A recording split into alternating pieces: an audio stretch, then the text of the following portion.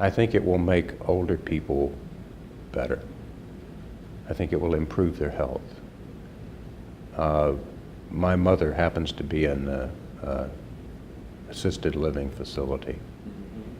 To a certain extent, I told her recently, I said, Mother, considering what's happening with oral health in most of the facilities like yours, you're probably lucky you lost your teeth when you were 30. Because her colleagues, or I mean her neighbors, as they call them, the people across the street, they call it, across the hall, don't have good health. And many of them, I have meals with my mom when I visit, and they bring meals to people that they can chew. It's not appetizing. And it makes a huge difference in their life. And there's room for improvement there.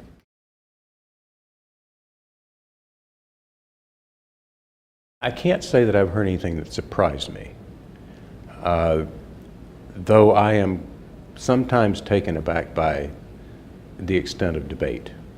And if I could use one example, and I don't mean to pick on organized dentistry, but I will slightly, because I've heard comments about quality of care from this practitioner or that practitioner, whatever. And I've actually heard people say no care is better than the care that they would get from someone other than a dentist. That's some kind of bull hockey or something, I believe. I think that you have to recognize that people have to get something. I remember, as you recall, I was involved in starting a literacy campaign for kids with the Ad Council.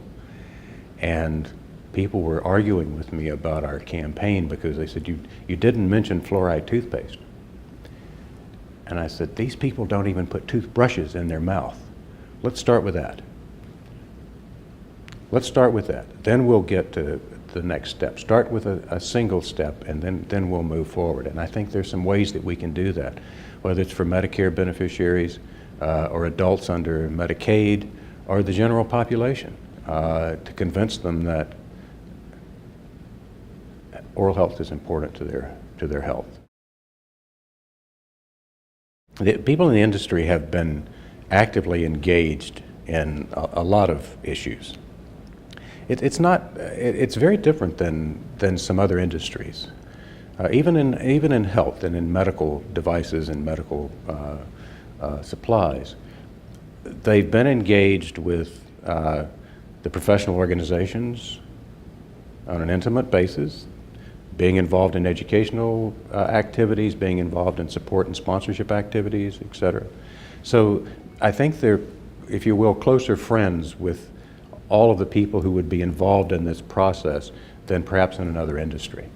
And I think they recognize, I think our industry takes very seriously the do well by doing good philosophy, that if you help people, you will do okay doing it.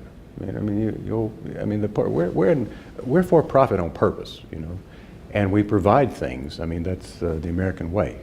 We sell things to dentists to use in their offices, and so it's important that that's profitable. And if more people get care, it'll be more profitable. There's that.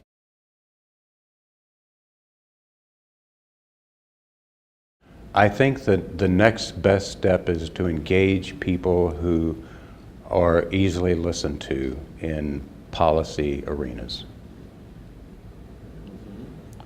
I believe those people to be organizations that represent patient groups.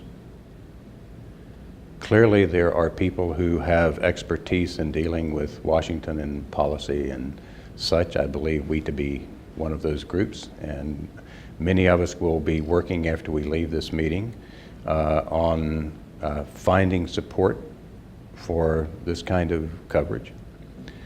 But I think it's important that the Congress have, as we used to joke in Washington, and no one remembers the joke because now it was so long ago, but when Dan Rostenkowski was chairman of the Ways and Means Committee, and they were dealing with some Medicare issue, a Social Security issue, I think it was actually.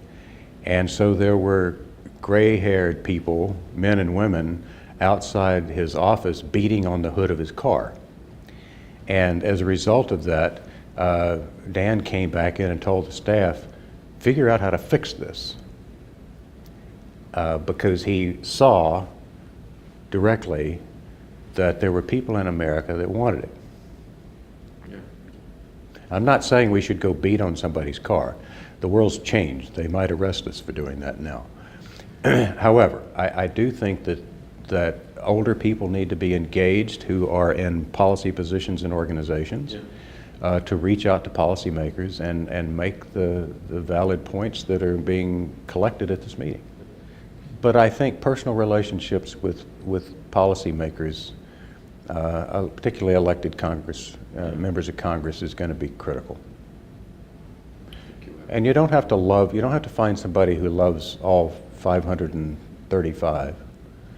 But as I was listening this morning to various scenarios about coverage and how you reach people and how you connect with them to make sure they have an understanding of the issue, and I start thinking about members of Congress who are physicians, who took an oath,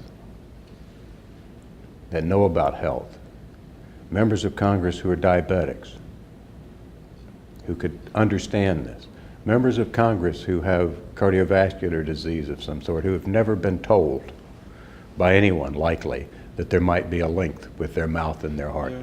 I think that we have to use those methods to reach out to people and touch them personally, because that's how policy is made.